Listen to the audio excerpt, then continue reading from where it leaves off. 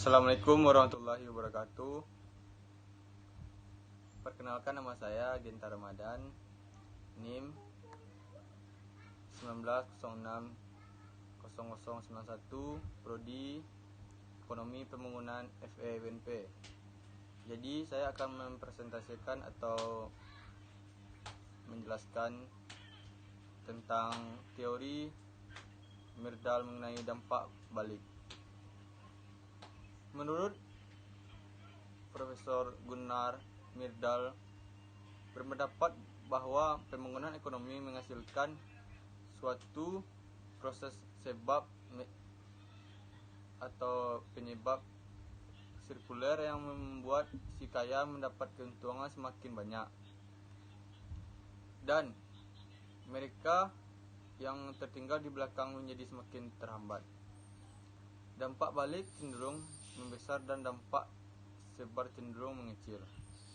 Secara kumulatif, cenderung ini semakin terpuruk.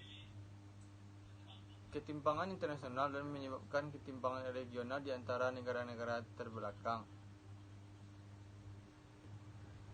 Di negara terbelakang, proses kumulatif dari sirkuler juga dikenal sebagai lingkaran kemiskinan.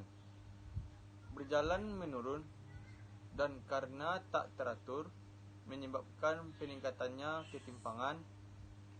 Menurut Profesor Myrdal, yakin bahwa penerapan gagasan keseimbangan stabil sebagai dasar suatu teori yang dipergunakan untuk menjelaskan perubahan suatu sistem sosial adalah keliru.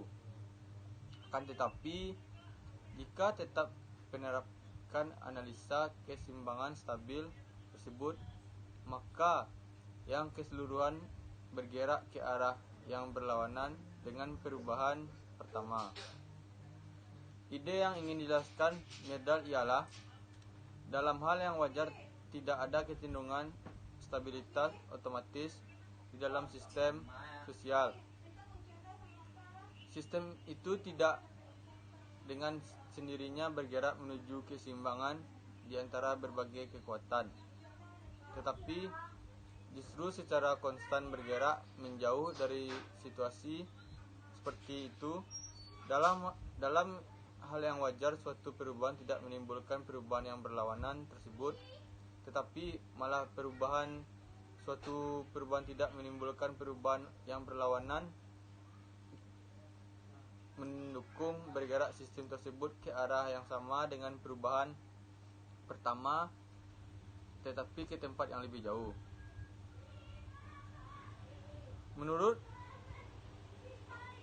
tesis Myrdal, Profesor Myrdal membangun teori keterbelakang dan pembangunan ekonominya di sekitar ide ketimpangan regional pada taraf nasional dan internasional untuk didefinisikan sebagai semua perubahan yang bersifat merugikan dari ekspansi ekonomi di suatu tempat karena sebab di luar tempat itu. Dampak sebar pada dampak momentum membangun yang menyebarkan secara sentrifugal yang pusat pengembangan ekonomi ke wilayah-wilayah lainnya. Yang pertama, ada ketimpangan regional. Atas ketidaksamaran regional dalam suatu negara belakang pada dasar ekonomi, ketimpangan regional berkaitan dengan sistem kapitalis yang dikendalikan oleh motif laba. Motif laba inilah yang mendorong berkembangnya pembangunan terpusat di wilayah yang memiliki harapan lebih tinggi, sementara wilayah lain tetap terbelakang. Penyebab gejala ini, menurut Profesor Myrdal, ialah peranan bebas kekuatan yang dia berkata, jika segala sesuatu diserahkan pada kekuatan pasar tanpa diiringi intervensi kebijaksanaan apapun, maka produksi, industri, perdagangan, perbankan, asuransi, perkapaian, dan hampir semua kegiatan ekonomi di dalam perekonomian sedang berkembang cenderung Dampak sebar Myrdal menulis akan tetapi berbeda dengan dampak balik. Ada saya dampak momentum pembangunan yang menyebur secara sentrifugal dari sentral ekspansif ekonomi ke wilayah lainnya. Biasanya di seluruh wilayah di sekitar sentra pembangunan akan memperoleh keuntungan dari peningkatan pasar produk pertanian, dan bersamaan dengan itu terangsang ke arah kemajuan teknik. Yang kedua, ada ketimpangan internasional. Menurut Myrdal, perdagangan internasional mungkin mempunyai dampak surut yang kuat pada negara terbelakang. Ialah menulis perdagangan pada umumnya cenderung sangat menguntungkan si kaya dari wilayah maju dan merugikan negara kurang maju. Negara kaya mempunyai basis industri manufaktur yang kuat dengan dampak sebar yang kuat. Dengan mengekspor produk-produk industri mereka yang dengan harga yang murah ke negara terbelakang, menjadi produsen barang-barang primer untuk diekspor. Dengan demikian, perdagangan dan perpindahan modal secara bebas yang telah menghasilkan kemajuan ekonomi bagi di negara maju ternyata mengeluarkan dampak balik yang pahit bagi negara terbelakang di seluruh dunia.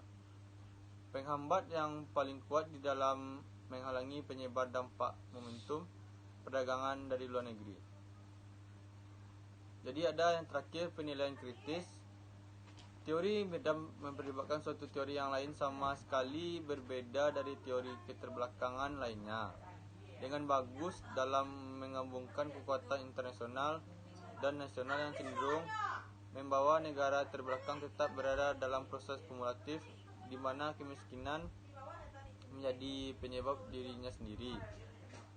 Peranan bebas kekuatan pasar dan perdagangan bebas cenderung menghambat potensi ekspor negara-negara tersebut.